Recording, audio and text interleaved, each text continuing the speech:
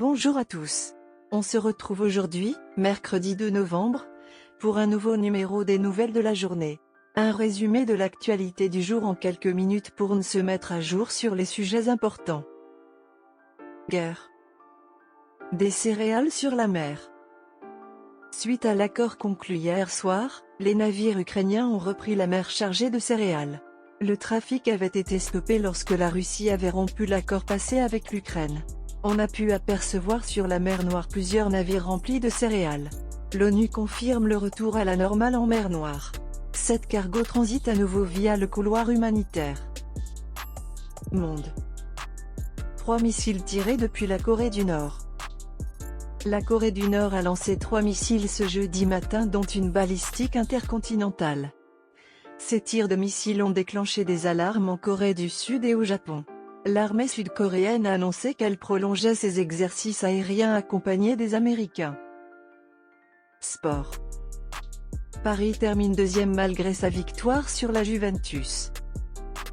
Le PSG a réussi à battre la vieille dame sur son terrain, 2-1, et pensait terminer premier de son groupe.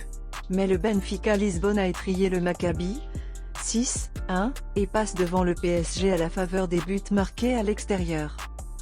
Les Parisiens peuvent désormais tomber sur un gros en huitième de finale, comme le Bayern Munich ou le Real Madrid. Environnement. Un tiers des glaciers amenés à disparaître d'ici à 2050. Cela semble inévitable selon l'ONU. La diminution des émissions de CO2 devient encore plus urgente pour préserver les 2 tiers restants. Jeux vidéo.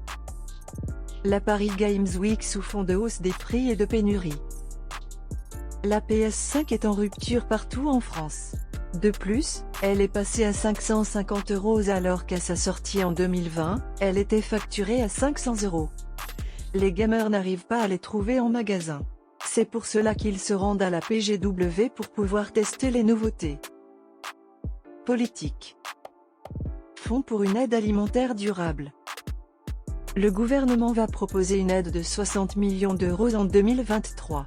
Elle a pour but d'aider les Français les plus fragiles à pouvoir se procurer des aliments de qualité.